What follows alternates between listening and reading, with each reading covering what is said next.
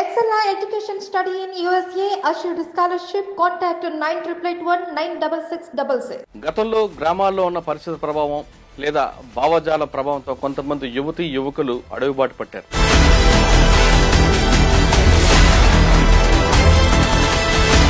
ఈ వారం మన guest Guvvala Mahesh alias Subhash. Barnur outpost మీద అటాక్ ఎలా జరిగింది? దక్షిణ తెలంగాణ మావోయిస్ట్ పార్టీ మొత్తం చేసిన దాడి. ఎందుకు మన్నూరు ఎందుకు ఎంచుకున్నారు? అవుట్ పోస్ట్ అని అంటే 3 జిల్లాల వల్ల ఒక నెల పాటు ఫారెస్ట్ లోనే ఉండి ఎదడు కట్టెలతోటి స్టేషన్ నిర్మాణం చేసి ఒక నెల మొత్తం రిహార్సల్ చేసినాం. ఎక్కడ ఏ టీము దాడి చేయాలి. కర్ణాటక పోలీసు వాళ్ళు వచ్చారు. ఇక్కడ వీళ్ళు దొరికిరు 11 మంది. వీళ్ళని వేసేద్దామని మాట్లాడుతూ అంచాల దగ్గర కూడా అంబుష్ చేస్తారు. అప్పుడు జన్మభూమి ప్రోగ్రామ్ ఏదో జరుగుతున్నది, దేవేందర్ గౌడ్ కోసం అనేది పెట్టింది, హోమ్ మినిస్టర్ కోసం. దాంతో కొట్టిరు. గువ్వల మహేష్ కోసం అప్పుడులో పోలీసులు మీ ఇంటికి వెళ్లి మీ అమ్మగారికి నాన్నగారికి బట్టలు పెట్టడం, అది కూడా వినకపోతే ఇల్లు బ్లాస్ట్ చేయించారు. ఈ 2 సంఘటనలు తెలిసే ఎప్పుడైనా? ఉద్యమంలో లోపల ఉన్న వాళ్ళని బయటికి తీసుకురావడంలో భాగంగా దాన్ని ఎట్లా సమర్థిస్తాం? ఆర్టీసీ బస్సులు దగ్ధం చేయడం వెనుక ప్రజల ఆస్తే కదా. ప్రజల ఆస్తిని దగ్ధం చేస్తే మీరు ఎవరికి నష్టం చేస్తున్నట్లేదు. ఆ రోజులు ఉన్న పరిస్థితి ప్రకారంగా ప్రజలకే నష్టం, కానీ నేను చేసే పని కూడా ప్రజల కోసమే కదా అని ఆలోచన. దగ్ధం చేయడం వల్ల ఆ గ్రామాల బస్సులు వచ్చేవి. ప్రజలను ఇబ్బంది పెట్టింది వాస్తవం. కొన్ని గ్రామాలకు బస్సులు బంద్ చేసింది వాస్తవం. గవర్నమెంట్ ఇబ్బందులైనవి. అంటే అయితే అడవులు ఉండాలి లేదా తన దగ్గర ఉండాలనేది నయం పాలసీ. అవును. మీకు పిలిచి ఏం చెప్పాడండి? సరెండర్ అయిన దగ్గర నుంచే ఏ అయితే ఆఫీసర్ ఉన్నాడో తనే తీసుకుపోయి వాళ్ళ కారు ఎక్కించింది. అవునా? అంతే కదా. ఎవరో ఒక ఆఫీసర్ అంటే మనిషిని ఒక గీత గీసి తను ముందే గీసుకున్న గీతలో దింపాలనే ప్రయత్నంగా మాట్లాడి అయితే నన్ను చంపాలనే వచ్చినావు నువ్వు బయటకు. నేను బతకాలని బయటకు వచ్చినోని నిన్ను చంపాలని నేనెందుకు అనుకుంటా? ఇట్లా మాట్లాడతాను. Welcome to crime confessions. గతంలో గ్రామాల్లో ఉన్న పరిస్థితి ప్రభావం లేదా భావజాల ప్రభావంతో కొంతమంది యువతీ యువకులు అడవిబాటు పట్టారు. అడవిలోకి వెళ్ళిన తర్వాత బడుగు బలహీన వర్గాల కోసం నిరంతరం కృషి చేస్తూ వాళ్ళకి అన్ని విధాలుగా ఆదుకున్నారు. వాళ్ళు రాజకీయ చైతన్యం కల్పించడం కాకుండా వాళ్ళకి ఆహార పదార్థాలు ఇవ్వడంతో పాటు రకరకాలుగా వాళ్ళకి చేదోడుగా ఉండేవారు. ఆ విధంగా అడవిలోకి వెళ్ళి కొన్ని సంవత్సరాలు ఉన్న తర్వాత పార్టీ యొక్క విధి విధానాలు నచ్చకో లేదా వ్యక్తిగత కారణాలతోనో తిరిగి జనజీవన శ్రమంతో కలిసిన వారిని పరిచయం చేసే కార్యక్రమాలు ఈ వారం మన గెస్ట్ గువ్వల మహేష్ అలియాస్ సుభాష్. గువ్వల మహేష్ అలియాస్ సుభాష్ అంటే రాచకోట దళంలో ఉండేవారు. ఆ టైంలో ఆయన చేసిన యాక్షన్స్కి పోలీసులకు పెద్ద తలనొప్పిగా ఉండేది. పోలీస్ స్టేషన్ మీద అటాకులతో పాటు రకరకాల యాక్షన్లో ఎక్కువగా ముందుండేవారు. యాక్షన్ టీంలో గువ్వల మహేష్ ఉన్నారంటే పోలీసులకు కొంచెం హడలు ఉండేది. ఆయన చేసిన యాక్షన్లు ఆ విధంగా ఉండేవి. అసలు మహేష్ ఎందుకు అడవిబాటు పట్టారు, వెళ్ళిన తర్వాత అనుకున్న లక్ష్యాన్ని సాధించారా లేదా అన్న అంశాలతో పాటు తిరిగి బయటకు వచ్చిన తర్వాత మిగతా కొంతమంది నక్సలట్లాగా దందాలు చేస్తున్నాడా తిరిగి లేదా జనజీవన కలిసిన తర్వాత సామాన్య జీవితాన్ని అనుభవిస్తున్న విషయాన్ని మహేష్ అని తెలుసుకుందాం. మహేష్ నమస్తే. నమస్తే. గువ్వల మహేష్ అలియాస్ సుభాష్ 2000 నుండి 2006 వరకు రాచకోట దళంలో అంటే సిటీ శివార్లో ఏ యాక్షన్ జరిగినా ఫస్ట్ నీ పేరు వినిపించింది. అటు యాచారం పొల్యూషన్ అవ్వచ్చు, తర్వాత అక్కడ ఒక బీజేపీ నాయకు మీద అటాక్ అవ్వచ్చు, లేదు మహబూబ్నగర్లో మన్ననూరు పోలీస్ మీద అటాక్ అవ్వచ్చు, లేదు చౌటప్పల్ దగ్గర రిలయన్స్ బంక్ మీద అటాక్ అవ్వచ్చు, ఒక ఎస్ఐ మీద దాడులు, ఇవన్నిట్లో కూడా పేరు వినిపించింది. కానీ ఎవరికి చిక్కకుండా యాక్షన్ చేయడం పారిపోవడం అనేది మీ యొక్క స్టైల్. అంటే ఇన్ని యాక్షన్ చేయడానికి పార్టీ యొక్క ఆదేశాల మేరకు చేయడం తప్ప వ్యక్తిగతంగా ఎవరికి కారణాలు ఉంటాం. మీరు వెళ్ళిన తర్వాత అక్కడ చేసిన కార్యక్రమాలు ఏంటి, ఏ లక్ష్యంతో అయితే పార్టీలోకి వెళ్ళారో ఆ లక్ష్యం నెరవేరిందా లేదా అనే ప్రశ్న సమాధానం చెప్పే ముందు ఒకసారి గువ్వల మహేష్ కుటుంబ నేపథ్యం చెప్పండి. మాది రంగారెడ్డి జిల్లా ఇబ్రహీంపట్నం రాయపూల్ గ్రామం. మేము అంటే పేద కుటుంబమే. మేము 3 అన్నదమ్ములం. నేను 2వ ఆయనని, మాకు ఒక అక్క. నేను రాయపూర్లోనే 10th వరకు చదివిన. 10th అయిపోగానే 2000 లాస్ట్ మూమెంట్లో వెళ్ళిపోయాను. ఎందుకు అంత ప్రభావం ఏం చేసింది? ప్రభావం అంటే మా ఊరికి వచ్చేసి రాచకొండ దళానికి ఒక 5-6 కిలోమీటర్ల డిస్టెన్స్ దూరం అంతే. మైదాన ప్రాంతమే మా ఊరు అయినా కూతవేడు దూరమే రాచకొండ కాబట్టి ఎప్పటి నుంచో అంటే 80ల ప్రాంతం నుంచి రాచకొండ దళ మూమెంట్ ఇదంతా నడుస్తున్నది. ఆ ప్రభావం మా ఊరి మీద ఉన్నది. అట్లే మాతో పాటు మా ఇంటి పక్కన ఇల్లు కానీ ఇంకో ఇల్లు కానీ ఇంకా మా చుట్టాలు తెలిసిన వాళ్ళు వీళ్ళందరి దగ్గరికి దళం వచ్చిపోతుండే. అట్లా పరిచయం ఉంది. అందులో భాగంగా మా బావ ఆరుట్లైన ఒక అతను ఉండే, మా సొంత రిలేటివ్ బాబాయ్ చిత్తపురం అశోక్ అని, అశోక్ అలియాస్ పాండు మననూరు దాడిలో చనిపోయాడు తాను. ఆయన ఆర్ఎస్యు ఉండి 7th నుంచే ఆర్ఎస్యు పరిచయాలు మాకున్నాయి. అట్లా ఇట్లా లింకప్ అయ్యి అట్లా వెళ్ళిపోతుంది. ఫస్ట్లో మీరు దళంకి వెళ్ళినప్పుడు మీకు బాధ్యులు ఎవరు? ప్రభాకర్ కమాండరు. ప్రభాకర్ అంటే అది మన భవనం శ్రీనివాసరెడ్డి. అచ్చా. మీరు వెళ్ళేసరికి దళంలో అంటే తెలంగాణ వైపు రాచకొండ దళం అనేది బాగా యాక్టివ్ ఉండేది. పార్టీల ప్రభావం ఎలాగుండేది అప్పుడు? అంటే పరిస్థితులు ఏ విధంగా ఉండేవి? మీరు వెళ్ళి తీసుకున్న మీరు ఎక్కడైతే ఏ దళ ప్రభావం ఉందో ఆ గ్రామాల పరిస్థితి ఎలాగుండేది? అప్పుడు పరిస్థితులు అంటే ఒక అంటే రకంగా భూస్వామ్య వ్యవస్థ ఉండేదా? కొంత మార్పు అంటే ఇప్పటితో పోల్చుకోలేం, కానీ అప్పుడున్న పరిస్థితులు నక్సలిజానికి కానీ తిరుగుబాటుకు కానీ అనుకూలంగానే ఉన్నాయి. రాచకొండ ప్రాంతం అంటే ఎక్కడ పేరినా అమ్మో అట్లా అన్నట్టు ఉండేది. అంటే పార్టీలు ఎలాగుండేదండి అప్పుడు? పార్టీ కూడా బాగానే ఉంది, విస్తృతంగానే ఉండేది. ఎక్కడ ఏ గ్రామానికి పోయినా ఆధారణ ఉండేది, రిక్రూట్మెంట్ అట్లే ఉండేటివి, ప్రజా సమస్యలు ఎట్లా వచ్చి చెప్పుకునేటోళ్ళు, ఏ గ్రామానికి పోయినా విస్తృతంగా కలిసేవాళ్ళు. మీరు పార్టీలు వెళ్ళేసరికి ప్రజల సమస్య మీద ఎక్కువగా దేని మీద ఫోకస్ అంటే కరువుదాళ్ళు జరిగాయి, భూ పంపిణీ జరిగింది, ఈ రెండింటిలో దేనికి ఎక్కువగా ప్రాధాన్యత ఇచ్చేవారు అప్పుడు? అంటే నేను రిక్రూట్ అయ్యే నాటికి కరువు దాడులు చేసినాం, కానీ భూ పంపిణీ అనేది అప్పటికే ఆగిపోయింది. 2000 కంటే ముందు భూ పంపిణీ ఉంది, కానీ 2000 తర్వాత అసలు భూ పంపిణీ అనేటివి లేవు. అంటే ఆర్థికమైన పోరాటాల వైపు ప్రజల్ని మొగ్గు చూపొద్దు అనేది ఒక తీర్మానం ఒకటి ఉన్నది పార్టీది. అట్లా భూ పోరాటాలు తీసుకోలేదు, ఎందుకంటే భూ పోరాటాలు తీసుకున్నా అవి ప్రజల చేతిలో నిలబడట్లేదు అనేది రాష్ట్ర వ్యాప్తంగా సమీక్ష చేసి పార్టీ అటువైపు పోవద్దు అనేది. అచ్చా. అంటే భూమి పంచుతాం కానీ వాళ్ళకి పట్టాలు ఇవ్వలేం కదా మనం. అవును. మళ్ళీ యథావిధిగా వాళ్ళకే వస్తున్నది. అవును. అట్లా అని చెప్పి భూ పోరాటాలు అంటే కరువుదాళ్ళకి మాత్రం ప్రాధాన్యత ఇచ్చిందా? అంటే ఆ రోజు ఉన్న పరిస్థితులు కరువు అనేది ప్రజల్ని ఆకలితో ఉంచలేం కదా. ఒక దగ్గర టన్నుల కొద్దీ రైస్ మిల్లర్లు ఉండేటిది, దొరల దగ్గర ఉండేటిది, పెత్తందారుల దగ్గర ఉన్నాయి కాబట్టి ప్రజలకు తక్షణంగా మనం అందించాల్సింది. ఆ విధంగా మంతన్ గౌరెల్లి కాదు మొండి గౌరెల్లిలా కరువు దాడి చేసి బియ్యము. మీరు టైంలో మొండి గౌరెల్లి, ఆరుట్ల, అవును ఈ రెండిట్లో చాలా పెద్ద కరువు దాడి జరిగింది. అవును. ఒకసారి వాటిని రివీల్ చేయండి. చింతపట్ల విలేజ్, మొండి గౌరెల్లి ఈ 2 గ్రామాల మధ్యన ఒక్కడే డీలర్ ఉండేది. అప్పుడు గవర్నమెంట్ పనికి ఉపాధి పథకం కింద బియ్యం పంపిణీ జరిగేది. పనికాహార పథకం కింద బియ్యం పంపిణీ జరిగేది. అది సక్రమంగా పంచుతలేరు, జరుగుతలేవు, ఇక అక్రమాలు జరిగి బయట అమ్ముకుంటున్నారు అనేది మనకు వార్త ఉంది. ఇట్లా కాదు మరి కరువు దాడికి సిద్ధపడదామా అనేసి ఒక వారం 10 రోజుల నుంచి ఆ గ్రామాల ప్రజలందరినీ కలిసి ఆ గ్రామాలలో ఉన్న సంఘాలతోని సమాచారం తీసుకొని అందరూ పార్టిసిపేట్ చేయాలి, మరి చేద్దామనంటే చేద్దామని ఒక నిర్ణయానికి వచ్చి దాడి చేసి బియ్యాన్ని ట్రాక్టర్ జరిగింది. ఇది నైటే సాయంత్రం పూట 7 గంటలకు 8 గంటలకు ఊర్లోకి వచ్చేసి 2 గ్రామాల వాళ్ళని తీసుకొచ్చి మీరు తీసుకెళ్ళిపోండి, ఎవరి కాళ్ళు తీసుకుపోయారంటే ఎవరి కాళ్ళు తీసుకుపోయారు కానీ ఎవరంతలో వాళ్ళు సంతులు తీసుకుపోయి గౌరీల కాడ ఏం జరిగిందంటే వాళ్ళు ఒక బండ మీద ఊరు బయట పోసి పంచుకున్నారు. అది అప్పటికే లీక్ అయిపోయింది. తెల్లారి డిపార్ట్మెంట్ వచ్చిర్రు, కేసులు అయినాయి, అదంతా జరిగింది. ఎవరెవరైతే కేసుల పాలయ్యారో మళ్ళీ వాళ్ళందరినీ కూడా విడిపించినాం. మీరు పార్టీలు వెళ్ళేసరికి మీకు తుపాకీ మీద అవగాహన లేదు, కానీ పార్టీలకు వెళ్ళాక తుపాకీ పట్టుకొని ఎక్కడ ట్రైనింగ్ తీసుకున్నారు? గుట్టల్లోనే, రాజకొండ గుట్టలో, ఫారెస్ట్లోనే. ఎవరికైనా రిక్రూట్ అయిన వాళ్ళు ఎవరికైనా పార్టీ రోజువారీగా శిక్షణ ఉంటుంది. 3 నెలలకో 6 నెలలకో మిలిటరీ క్యాంప్ ఉంటుంది, పొలిటికల్ క్యాంప్ ఉంటుంది. పొలిటికల్ క్యాంపులో పొలిటికల్ శిక్షణ ఇస్తారు, మిలిటరీ క్యాంపులో మిలిటరీ శిక్షణ ఇస్తారు. ఈ రెండింటిలో దేనికి ఎక్కువగా మీరు ఇంట్రెస్ట్ చూపించేవారు? రాజకీయ వైపు వెళ్ళేవారా, లేదు తుపాకీ పట్టుకొని వెళ్ళాలనుకున్నారు? అంటే నేను ఇంట్రెస్ట్ చూపిస్తాం అనేది ఏముండదు. పార్టీ ఆదేశం ఏదైతే చేయమంటారో దానికి వెళ్ళాల్సిందే ఎవరమైనా. నేను ప్రస్తుతానికి రాచకొండ ప్రాంతం, నేను ఇక్కడనే పనిచేస్తా అంటే కుదరదు. పార్టీ నిర్ణయానుసారం నువ్వు వేరే రాష్ట్రం పోవాలన్నా పోవాలి, వేరే జిల్లాకు వెళ్ళాలన్నా వెళ్ళాలి. అంటే రాజకీయము మిలిటరీ 2 మిళితమై పొలిటికల్ లైన్లానే వెళ్ళాలి తప్పితే మిలిటరీ ఆధీనంలోకి రాదు. ఓకే, మీరు పనిచేస్తున్న టైంలో కరువుదాడులు చేశారు, అంత బాగుంది. కానీ ఆ ప్రాంతం మంచాల, యాచారం, ఆదిపట్ల ఆ ప్రాంతంలో రాజకీయ చైతన్యం లేదు ప్రజల్లో. అప్పట్లో వాళ్ళకి రాజకీయ చైతన్యం కల్పించడానికి ఏమైనా పార్టీ నిర్ణయం తీసుకున్నప్పుడు? భూ పోరాటాలు కాకుండా కరువు దాడులు చేసినాం. ఇంకోటి గ్రామాలలో ఏ సమస్యలు అవుతున్నాయో దాని మీద తిరుగుబాటు ఇప్పుడు మహిళా సంఘాలు ఉన్నాయి, వివిధ రకాల రైతు కూలి సంఘాలు ఉన్నాయి. అప్పటికి పార్టీ సంఘాల మీద పూర్తిగా నిషేధం ఉంది.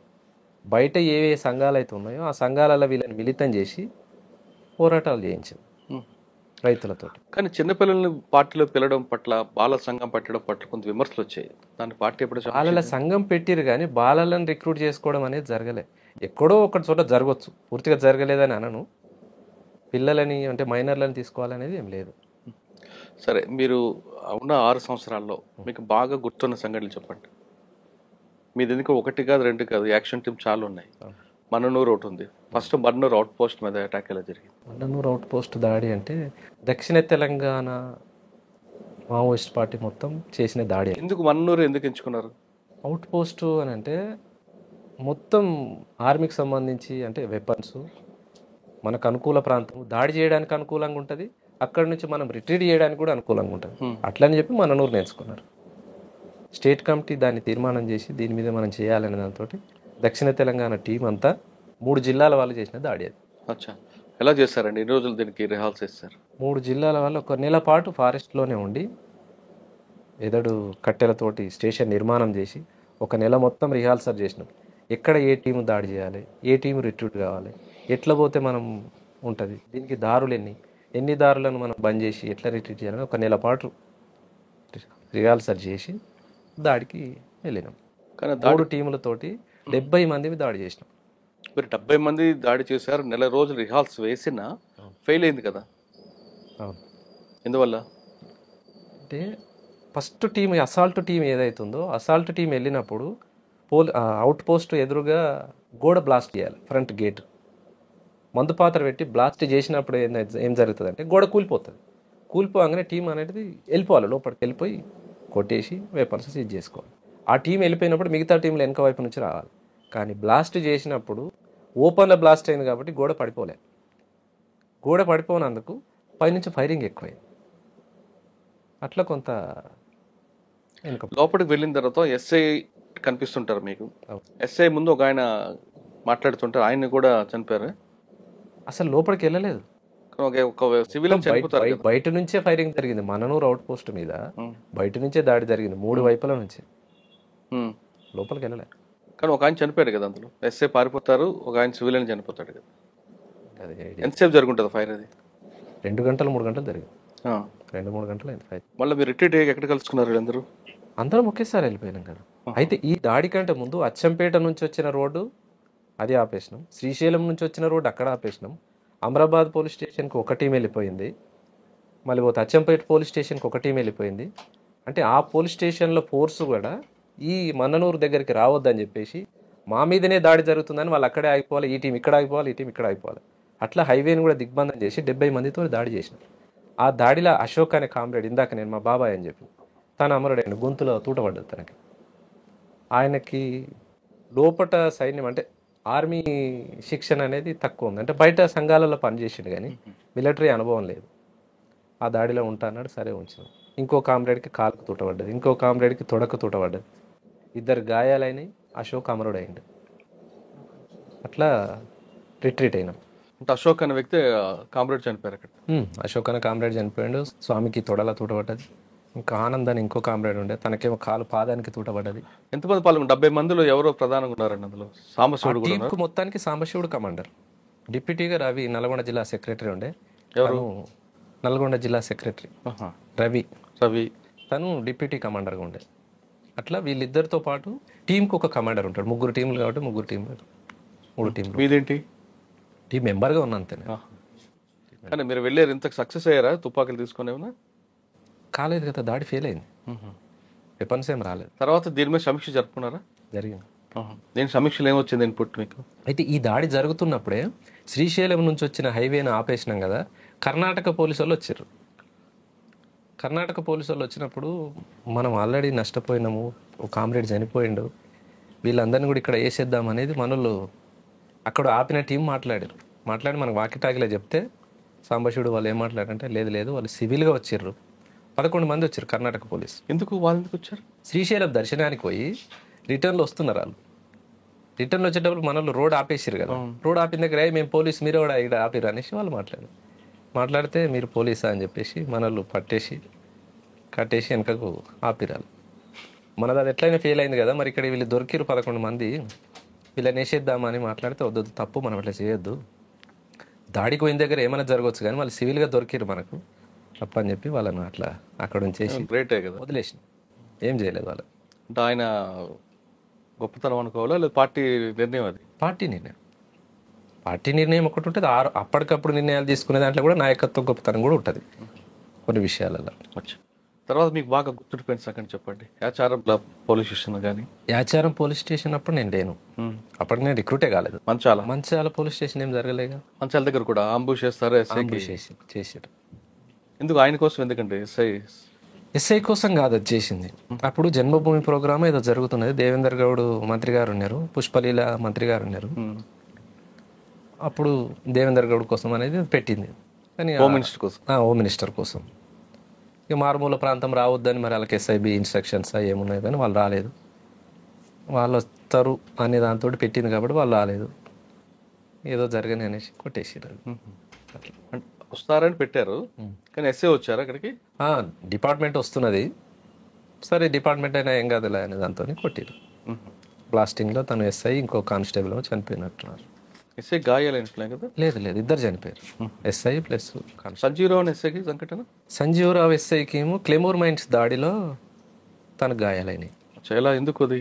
క్లెమోర్ మైన్స్ ఎక్కడ అంటే మన మొండిగౌరిల్లి అనే ఊర్లో కూమింగ్ పార్టీస్ ఎప్పుడు ఒక బాయ్ దగ్గర నుంచి వచ్చిపోతుండేది. మేము వచ్చిపోయే దారులు వాళ్ళకి ఎట్లయితే తెలుస్తాయో వాళ్ళు వచ్చిపోయే దారులు కూడా మాకు తెలుస్తాయి కదా, అట్లా వాళ్ళు వచ్చిపోయే దారిలో క్లెమోర్ మైన్స్ పెట్టి అంబుష్ ఏర్పాటు చేసినాం. రాళ్ళ గోడ, తెట్టెగోడ అంటాం కదా, తెట్టెగోడల మైన్స్ పెట్టి క్లెమోర్ మైన్స్ పెట్టి కూర్చున్నారు.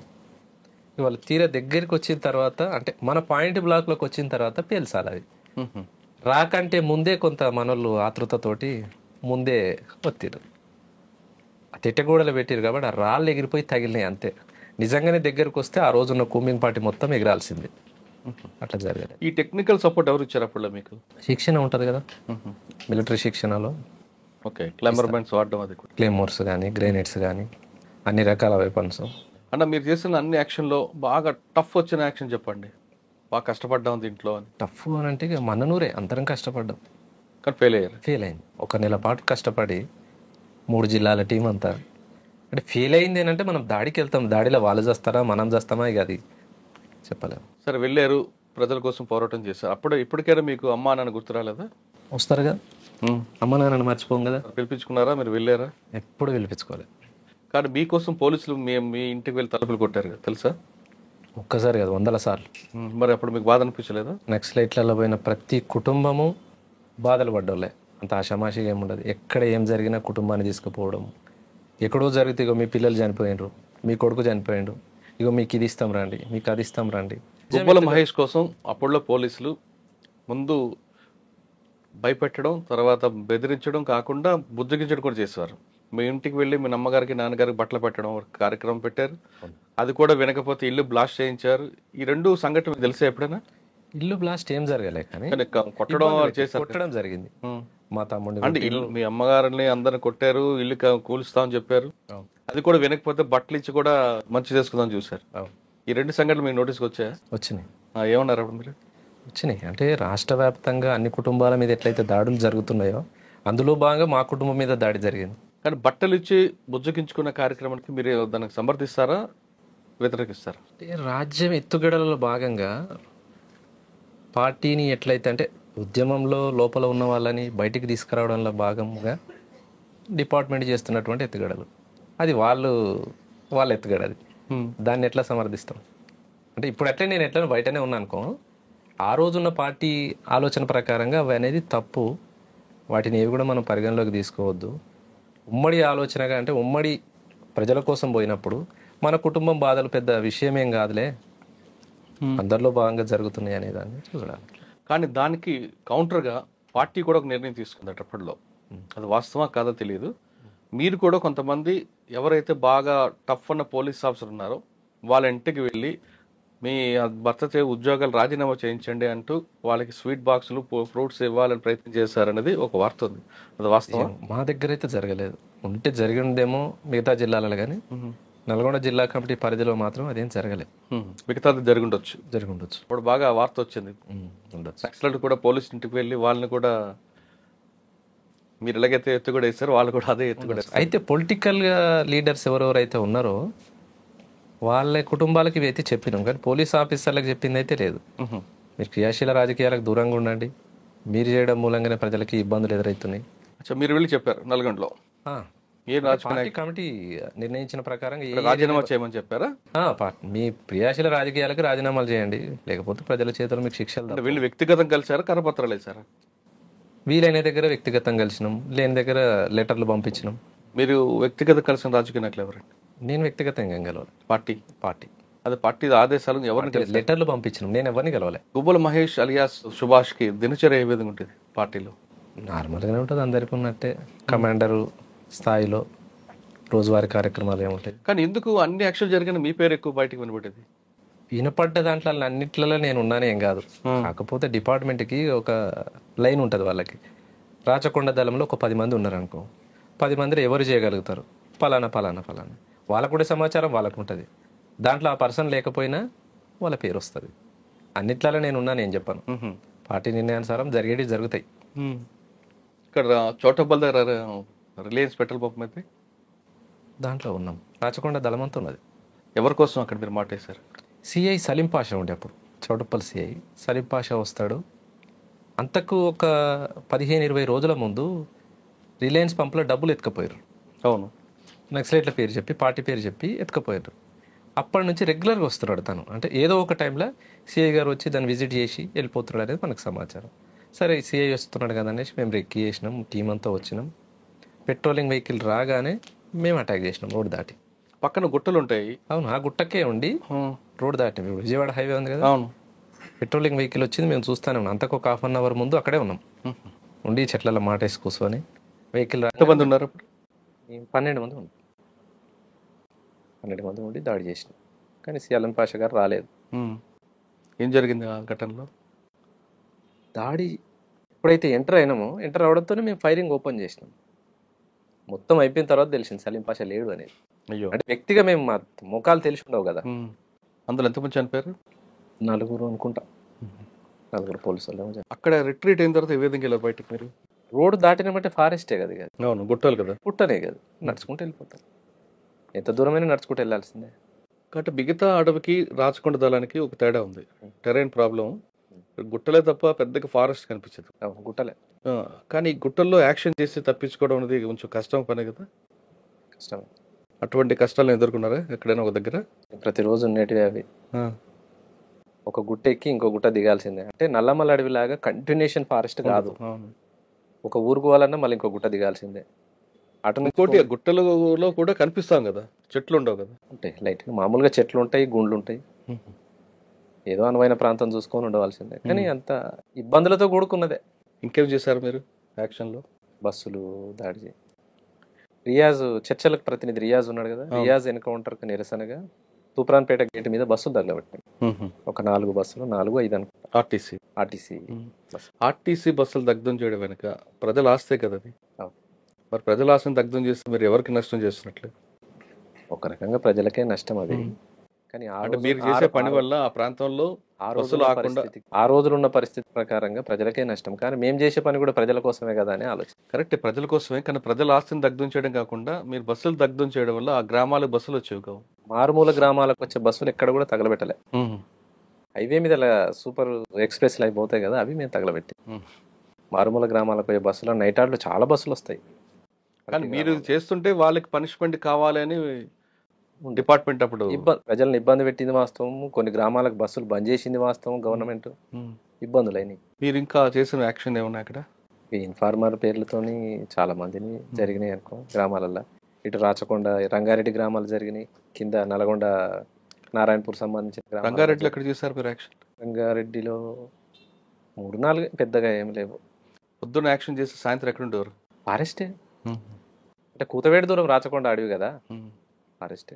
యాక్షన్ అయిన తర్వాత దానికి కౌంటర్గా పోలీసు కూడా చేస్తారు. అందులో భాగంగా మీకు కానీ మీ కుటుంబ సభ్యులు కానీ లేదా సానుభూతి పరులు కానీ ఖచ్చితంగా ఒక యాక్షన్ జరిగేది. ఆ ఆలోచన ఎప్పుడైనా వచ్చిందా? ఖచ్చితంగా వాళ్ళ యాక్షన్ అనేది ఉంటుందిగా గవర్నమెంట్ది. అరెస్టులు, జైళ్ళు, దెబ్బలు రకరకాలు జరిగింది. అంటే మీరు చేసిన యాక్షన్కి పోలీస్ చేసిన రియాక్షన్ ఏమో గుర్తు చెప్పండి. ఒకటి 24 గంటల్లో ఒకటి జరిగేది. అయితే ఇప్పుడు బియ్యం పంపిణీ జరిగింది కదా మొండిగౌరెల్లి దగ్గర, తెల్లారే డిపార్ట్మెంట్ వచ్చి అందరిని వేసుకుపోయారు. చెర్లపల్లి జైలుకి పట్టించారు. రకరకాల ఇబ్బంది, ఎన్ని కుటుంబాలు ఇబ్బంది పడాలని అన్ని కుటుంబాలు ఇబ్బంది పడ్డాయి. అక్కడ చేసిన సంఘటన రాష్ట్ర వ్యాప్తంగా పార్టీ అమలు చేస్తే కొంతలో మార్పు ఉండేది. ఎట్లా అంటే ఎవరైతే బియ్యం పంపిణీలకు పాల్గొన్న సభ్యులు ఎవరైతే ఉన్నారో, అంటే ఆ రోజు ఉన్న గ్రామస్తులు కావచ్చు, ఇబ్బందులు పడ్డ వాళ్ళందరినీ కూడా ఖర్చులు పెట్టి, ఎవరైతే లీడర్ ఆ రోజు ఆ గ్రామాలకు సంబంధించిన పెత్తందారులు ఉన్నారో వాళ్ళ ద్వారా ఖర్చులు పెట్టించి, జైలు ఖర్చులు, కోర్టు ఖర్చులు భరించి వాళ్ళ రిలీజ్ చేయించినాం. మీరా? అంటే ఆ రోజు రాచకొండ సంబంధించి పార్టీ తీర్మానం అది. ఎవరైతే లోకల్ పెత్తందారులు వాళ్ళని వాళ్ళ ఇంటికి పోయి హెచ్చరించి, వాళ్ళు జైలుకు పోవడానికి కారణం మీరే, ఎట్టి పరిస్థితుల్లో వాళ్ళని మీ ఖర్చులు భరించి మీరు వాళ్ళని తీసుకురావాలన్నప్పుడు విడిపించారు. అంటే ఆ పాలసీ మిగతా అన్ని కూడా చేస్తుంటే బాగుంటుంది. కొంత బాగుండేది. ఎక్కడ సంఘటన జరిగినా మీరు అన్నట్టు పోలీసు నుంచి ఇబ్బందులు అయ్యేది, జైళ్ళు, కోర్టులు, రకరకాల ఇబ్బందులు. అంతా పేద కుటుంబాలలో పని చేసుకుంటేనే కుటుంబాలు గడిచేటివి. అట్లా రాష్ట్ర వ్యాప్తంగా జరగలేదు. కానీ అప్పట్లో మీరు చేసే కార్యక్రమం మీకు సపోర్ట్ ఇస్తే ఒకవైపు పోలీసుల నుంచి, ఒకవేళ ఇవ్వకపోతే మీ వైపు, ఈ రెండు మీ ఇద్దరి మధ్యన చాలా మంది పేదవాళ్ళ గ్రామీణ ప్రాంత వాళ్ళు నలిగిపోయారు. గుర్తుందా మీకు? నలిగిపోవడం అనేది పార్టీ ఎవరిని కూడా ఇబ్బంది పెట్టదు. బయట మీడియా వాడే పదం కావచ్చు, ఇప్పుడు మీరు అన్నది పోలీసు ప్రచారం చేస్తున్న పదం కావచ్చు. కానీ ప్రస్తుతానికి నేను ఉదాహరణకు మీ దగ్గరకు వస్తాను, మీరు సహకరిస్తే అంటేనే మీ దగ్గరకు వస్తాను తప్పితే బలవంతంగా ఎవరిని కూడా చేయదు పార్టీ. అట్లా ఇబ్బంది పెట్టదు.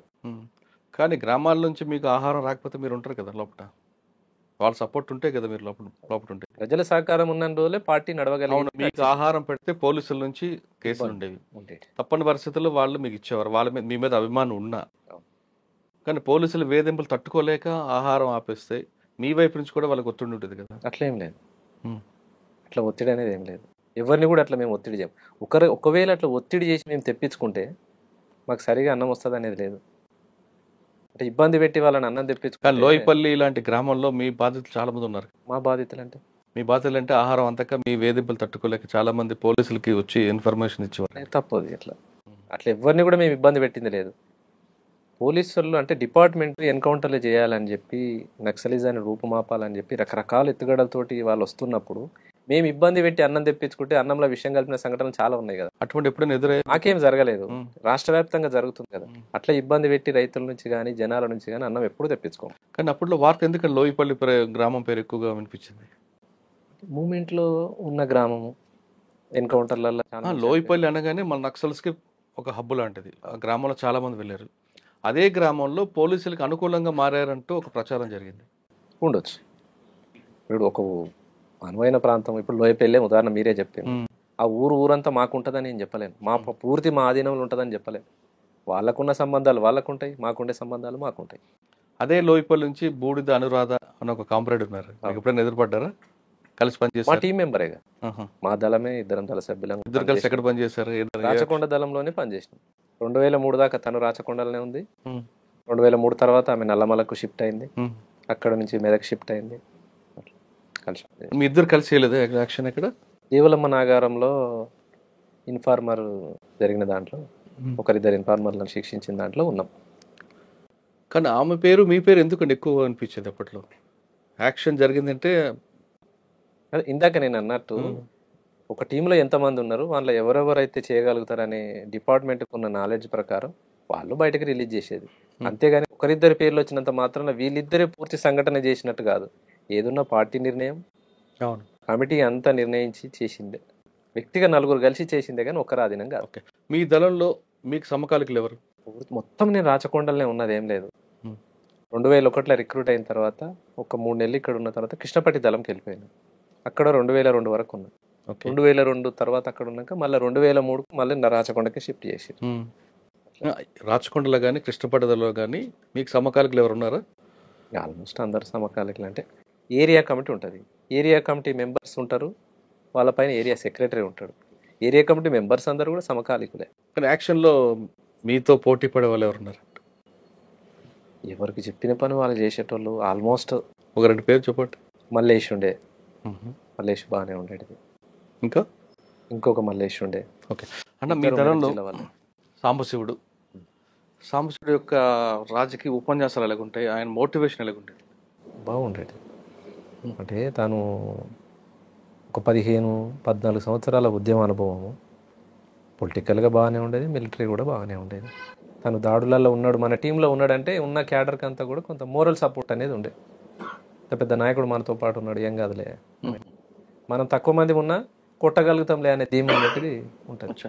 ఒక state secretary, state committee member మనతో పాటు ఉన్నాడు అంటే ఉంటుంది. కానీ యాక్షన్ చాలా ఫాస్ట్గా, నిర్ణయం కూడా చాలా ఫాస్ట్గా ఉంటాయి కదా ఉంటాయి. కానీ పార్టీలో అంత వేగంగా నిర్ణయం తీసుకోవడం కూడా పార్టీ ఒప్పుకోదు కదా, ఆలోచించి నిర్ణయం తీసుకోవాలి కదా. అంటే దీంట్లో ఏంటంటే ఏదైనా కమిటీ తీర్మానం అనేది ఒక వ్యక్తిగా వచ్చేది కాదు. ఒక జిల్లా సెక్రటరీ ఉండని, స్టేట్ సెక్రటరీ ఉండని ఫాస్ట్గా వస్తాయి, తను ఒక్కడే తీసుకోగలుగుతాడు అనేది ప్రచారం. అంటే ఆ వ్యక్తి పాత్ర లేదని నేను అనను.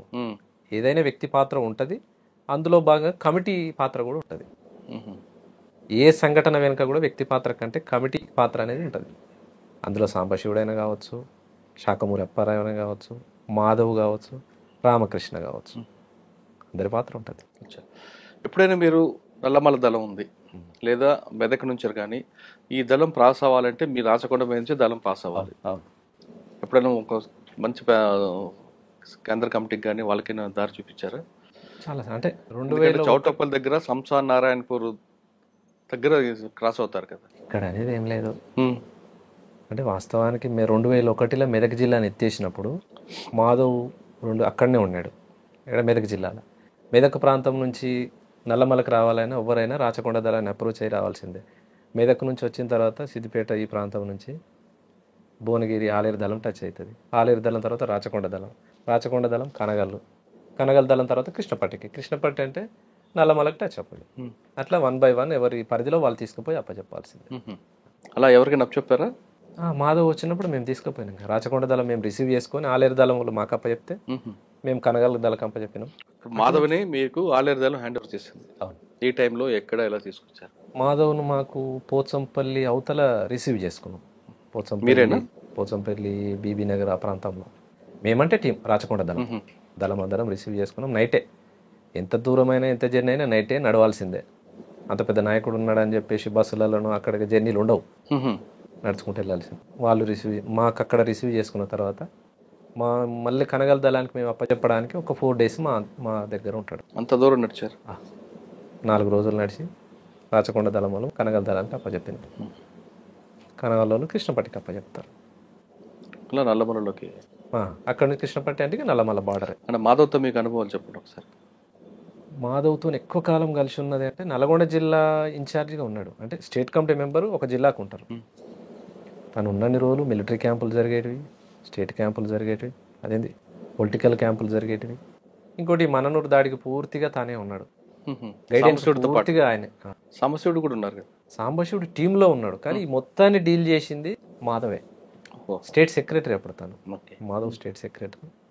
రాష్ట్ర వ్యాప్తంగా ఎక్కడ ఏం జరుగుతలేవు, ఇది ఒక్కటి మనం కొట్టగలిగితే రాష్ట్ర వ్యాప్తంగా మంచి ప్రభావం ఉంటుంది, పరిస్థితులు ఉంటాయి అని చెప్పేసి చేపించిన దాంట్లో మాధవ్ పాత్ర ఉంటుంది.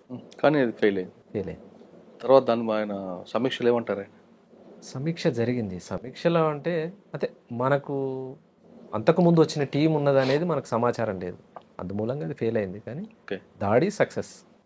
అంటే మీరు చాలా మందిని, అంటే పార్టీ నిర్ణయం మేరకు అటాకులు జరిగాయి కదా, ఏ సంఘటనలు బాధపడ్డారా?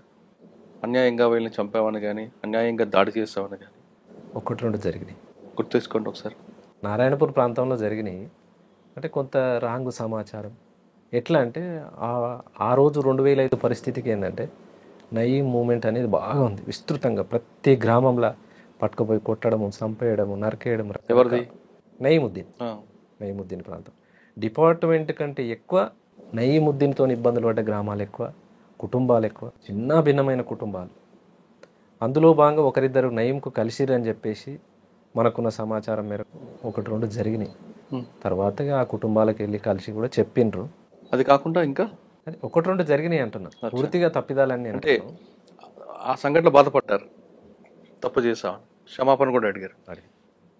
మీకు మీ పనిచేస్తున్న టైంలో బాగా టఫ్ ఇచ్చిన పోలీస్ ఆఫీసర్ ఎవరు? ఇబ్రహీంపట్నం ప్రాంతంలో సిఐ కిష్టయ్య ఉండే. కిష్టయ్య బాగా ఇబ్బంది పెట్టిండు ఆ గ్రామాలని. యాచారం బెల్ట్ నుంచి యాచారం, మంచాల, ఇబ్రహీంపట్నం, అచ్చా, సాగర్ రోడ్ కిష్టయ్య గౌడ్. రైట్. ఆ, ఈ గ్రామాలన్నిటినీ బాగా ఇబ్బందులు పెట్టిండు. ఒక టైంలో అన్ని గ్రామాలలో పోయి సిపిఎం వాళ్ళు ముందరుండి స్టేషన్ ముందర ధర్నా చేయించిన పరిస్థితి. అట్లా బాగా ఇబ్బందులు పెట్టిండు.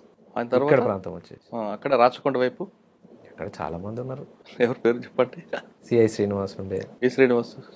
శ్రీనివాస్ అనే పేరు, ఆగే సర్నేమ్ గుర్తులేదు. అంటే పార్టీకి దెబ్బ పడింది వాళ్ళ వల్ల నష్టం సిఐ జరిగింది. రామచంద్రారెడ్డి ఉండే, చౌటుప్పల్ ఉండే, తర్వాత ఇప్పుడు డీసీపీ ఉన్నట్టు. అవును. రామోజీ గారు ఆ పైన ఉన్నప్పుడు ఒక దళం పక్క నుంచి కొండల మీద వెళ్తుంది, దానివల్ల పోలీసులు కూంబింగ్ చేశారు అనేది ఒక వార్త వచ్చింది. మా దళమే తిరిగేదట, రాచకొండ దళమే. ఫిలింశెట్టి దగ్గర దాకా వెళ్ళేది. కానీ లోపలికి వెళ్ళలేదు, సాహసం చేయలేదు. ఇప్పటికీ మేము ఎందుకు పోతాం, అంత అవసరం కూడా లేదు. సరే, మీరు పనిచేస్తున్న కాలంలో మీకు బాగా గుర్తుండిపోయిన సంఘటన చెప్పండి. చాలా ఉన్నాయి. ప్రతిరోజు ఎన్కౌంటర్లేనా, వారం వారం ఎన్కౌంటర్లే, పోలీసు వాళ్ళు ఎబ్బడోడలే, అన్ని ఇబ్బందులే. ఎక్కడో ఎన్కౌంటర్ జరిగిందంటే పార్టీలు ఎలా చర్చించేవారండి? మీ కళ్ళ ముందే రియాజ్ ఎన్కౌంటర్ కానీ చాలా విషయాలు జరిగాయి. అవి ఏ విధంగా మీరు దాన్ని సంతాపం చెప్పేవారు? ఉదాహరణకు మేము మాధవ్ ఎన్కౌంటర్ అవ్వచ్చు, చాలా పెద్ద ఎన్కౌంటర్ మాధవ్ది. 2005లో మేము సాంబశివుడు అందరం ఇటు మహబూబ్ నగర్ సైడ్ ఉన్నాం, నది అవతల సైడ్ ప్రకాశం జిల్లా సైడు మాధవ్ వాళ్ళు ఉన్నారు. ఆ ఎన్కౌంటర్ జరిగిన సాయంత్రం ఒక ఇద్దరు కామ్రేడ్స్ మళ్ళీ తెల్లారు అనుకుంటా మాకు వచ్చి కలిసిండ్రు. అక్కడ నుంచి విడిపోయిన వాళ్ళంతా వాకిటాకీలో ట్రేస్ చేసి కలిసిండ్రు, వచ్చి కలిసి బోర్డ్ అంజయ్యను ఇంకా మిగతా ఒక ఇద్దరు కామ్రేడ్స్ వచ్చి కలిసిండ్రు. మాకు వాళ్ళ ద్వారా తెలిసిందా మీకు ఎన్కౌంటర్ అయింది? వాళ్ళు వచ్చిన తర్వాత మాకు ఎన్కౌంటర్ అంటే రేడియో వార్తలో తెలిసిందే. ఇంత సమాచారం ఎక్కడిది అప్పుడు? రేడియో ఈవినింగ్ పొద్దున రేడియో వార్తలో తెలుస్తుంది. తర్వాత మిగిలిపోయిన కామ్రేడ్స్ మహబూబ్ నగర్ సైడ్ వచ్చి మా టీంకి కలిసారు. సాంబశివుడు అప్పుడు మాతో పాటే ఉన్నాడు. మిగిలిన విడిపోయిన వాళ్ళందరినీ కోఆర్డినేట్ చేసుకొని తీసుకొచ్చి ఆయన అమరుడైనందుకు మీరు ఏమైనా అక్కడ సంతాపం ప్రకటించారా? సమీక్ష జరుగుతుంది, సంతాపం జరిగింది. సంతాపం తర్వాత మాధవ్ జరిగిన ఎన్కౌంటర్కి నిరసనగా ఆత్మకూరు పోలీస్ స్టేషన్ దాడి చేశారు. మీరా? ఎలా చేశారు? రాచకొండ దళమే ఆత్మకూరు పోలీస్ స్టేషన్ మీద దాడి అనేది. రాష్ట్ర వ్యాప్తంగా ఏ ఒక్క సంఘటన జరుగుతలేదు. అయితే మన ఏరియాలో చేద్దామని చెప్పేసి ఆత్మకూరు నల్గొండ జిల్లా, ఇప్పుడు భువనగిరి పక్కన ఆత్మకూరు ఉంటుంది, మోత్కూరు పక్కన, దాని మీద దాడి చేసినాం. దాడి చేసి ఒక ఎస్ఐ చనిపోయినట్టు, 3 కానిస్టేబుల్ చనిపోయినారు. వెపన్స్ దొరికాయి అప్పుడు? వెపన్స్ దొరకలే.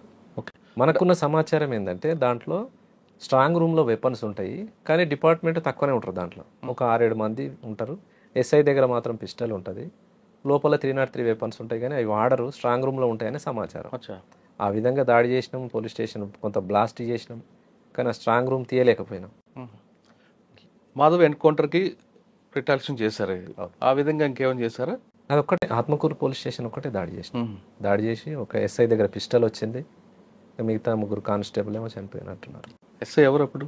మహమ్మద్ జిలానీ ఓకే. ఎస్ఐ. మీకు 2 వీలర్లు అని ఎక్కడ దొరికివ్వండి అప్పుడు? సంబంధించిన వాళ్ళు మన వాళ్ళు ఉంటారు కదా, అంతా మిలిటెంట్స్, సానుభూతి పరులు వాళ్ళయే. కుట్రల్లో కూడా చాలా ర్యాష్ డ్రైవింగ్ చేస్తారు సుభాష్ అంటారు. అట్లా ఏం లేదు, అందరితో పోయినట్టే అన్నట్టు. కానీ బాగా పేరుంది కదా. నాకు బయట వెహికల్ అసలు డ్రైవింగే రాదు, పార్టీలో పోయిన తర్వాతనే డ్రైవింగ్ నేర్చుకున్నారు. కానీ ఆ గుట్టల్లో చాలా ఫాస్ట్ డ్రైవింగ్ చేయగల సమర్థుడు సుభాష్ అని పేరు పోలీసులు. దేవలమ్మ నాగారం దగ్గర ఒకసారి ఎంటపడ్డారు. అయితే నేను గుర్తుపట్టారా వాళ్ళు? గుర్తుపట్టలే. మురళి నేను సిటీకి వేరే పని మీద వెళ్ళినాం. మురళి అంటే మెదక్ జిల్లా అతను. పోయి బండి మీద వచ్చి బైక్ గుట్ట కింద పెట్టి మేము పైకి వెళ్ళిపోయినాం. పైకి వెళ్ళిపోయినప్పుడు అక్కడ చుట్టుపక్కల ప్రాంతాల బర్లకాడుల్లో లేకుంటే జీవాల దగ్గర ఎవరో చూసిండ్రు. సమాచారం ఎటో పోయింది. దాదాపు జీవాల కాడులు, పశువుల కాడులు చెప్పరు, పార్టీకి పూర్తి పట్టు వాళ్ళే. కానీ అదేందో మరిగా అంటే ఎవరో ఒకరు జరిగింది, లీక్ అయింది. ఆ రోజు గుట్ట మీద దళం ఉన్నది, ఉన్నాం. తెల్లారి పొద్దునే లేచి ఇక కాలకృత్యాలు తెచ్చుకొని బయటికి సెంట్రీ చూసేటప్పుడు బర్రెలు వరుసగా వస్తున్నాయి, బర్రెలు వస్తున్నాయి అని అన్నారు. అదేంది నల్లగా వస్తున్నాయి అని అన్నారు మన వాళ్ళు. బర్రెలు అవి ఉంటాయి, సరిగా చూడరు అన్నారు. బర్రెలు కాదు, ఏదో తేడా కొడుతుంది అని అనుకున్నాం. ఇంకొంచెం దగ్గర బైనాక్యులర్ పెట్టి చూసేకల్లా కూమింగ్ టీం వస్తుంది. అటు వస్తురా, మన దిక్కు వస్తురా, కనిపెట్టురు అని చెప్పాం. కరెక్ట్గా మేము బండి ఎక్కడైతే కింద పార్క్ చేసినామో ఆడికే వస్తున్నారు, అక్కడికే వస్తున్నారు. ఇది బాగలేదు, బండి దొరికితే బండి ఇచ్చిన ఆయన పని అవుతుంది. అప్పటికప్పుడు నేను సివిల్ అయ్యి షార్ట్ వెపన్ పెట్టుకొని కిందికి వెళ్ళిపోయినా. నేను గుట్ట దిగి దగ్గర కొట్టాలి వాళ్ళు వచ్చేసారు బండి దగ్గరికి. ఓకే. ఆ బండి తీసుకోలేకపోయినా, బండి వాళ్ళు పట్టేసుకోరు. వాళ్ళని చూసి నేను కొంత అటు చెట్టు నుంచి అటు చూసి అటు జరిగిన ఫైరింగ్ స్టార్ట్ అయింది. అట్లా మేము తెచ్చిన బండి వాళ్ళు పట్టుకోగలిగారు. ఇంకా ఆ రోజు నేను బండి నడిపింది ఏం లేదు. నైట్ వచ్చినాం, ఆడ పెట్టినాం, ఫైరింగ్ కొట్టుకుంటా వాళ్ళే అటు జరిగారు. నేను చెట్ల నుంచి గుట్టెక్కి వెళ్ళిపోయినా. అదే బండి వేసుకొని 1 కిలోమీటర్ దాకా వాళ్ళ బండి మీద పోతూ ఫైరింగ్ కొట్టిరు వాళ్ళే. అంటే నేను ఎటు వెళ్ళిపోయినా అనేది స్టేట్ బాటం ఉరికినా అనేది వాళ్ళు అనుకున్నారు, కానీ నేను బాటం పోలే, ఇటు గుట్టెక్కిన. సిటీలో కూడా వచ్చేవారు కదా, ఎందుకు హైతనగర్, వనస్థలపురం, ఎల్బీ నగర్ వరకు ఎవరి కోసం?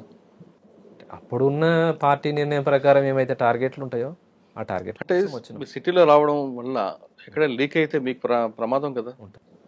మరి ఎందుకు అంత సాహసం చేయాలి? పార్టీ నిర్ణయం మేరకు? పార్టీ నిర్ణయమే, వ్యక్తిగతం ఏముంటుంది. ఎక్కడ సిటీలో ఎక్కడ వరకు వచ్చేవారండి? సిటీ లోపల వరకు వచ్చినాం, ఆల్మోస్ట్ వనస్థలపురం అయింది, పంజాగుట్ట వరకు కూడా వచ్చినాం. మనకు అనుకున్న టార్గెట్లు రీచ్ కాక కొంత ఆ విధంగా వచ్చి మిస్ అయినట్టు ఎవరున్నారా? ఈ లోపల వేరే పనుల మీద వచ్చినాము. టార్గెట్ అంటే సంఘీ దగ్గర అనుకున్నాం.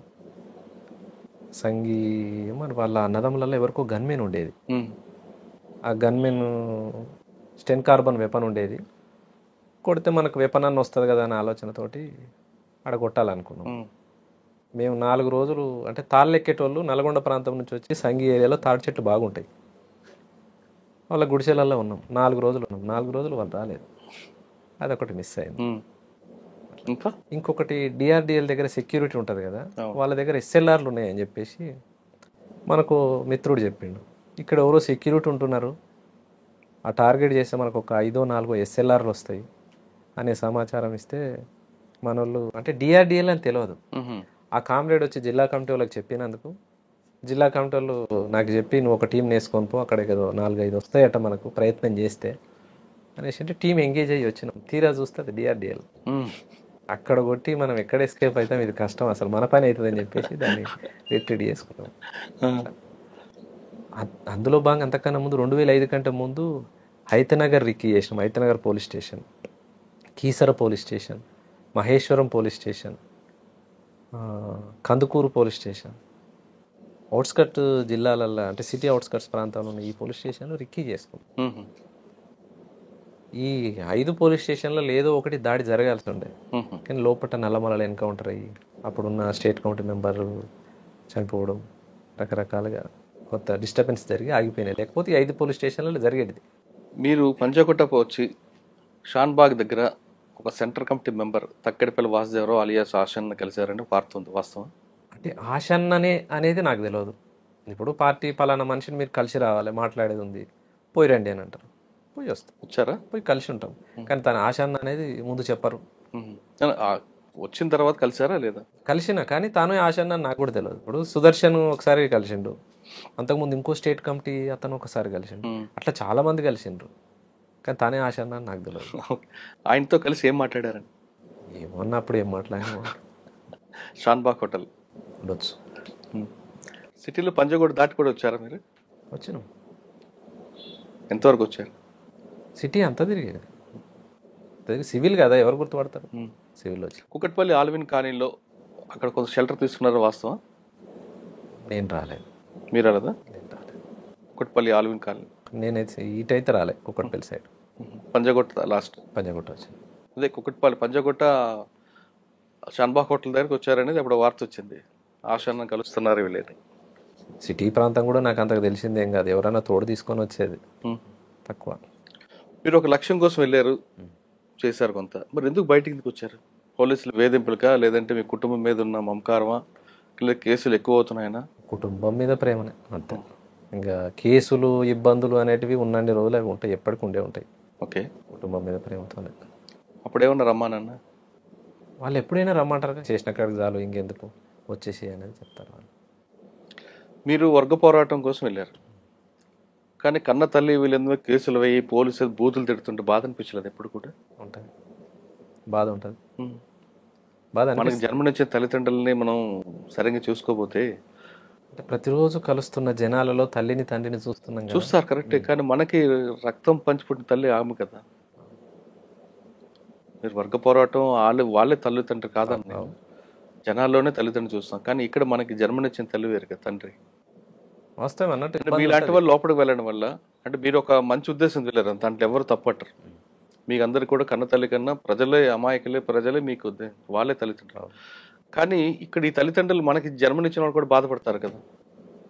మీ మీద కేసులు పెట్టి మిమ్మల్ని వేధించడానికి పోలీసులు వాళ్ళని తీసుకెళ్ళి బూతులు తిట్టడం, కొట్టడం అని చేస్తున్నప్పుడు ఈ రకమైన ఇబ్బందులు ఉంటాయి అనేది ఆల్మోస్ట్ అందరికీ తెలిసిందే. అవి అనుభవిస్తున్నాయే.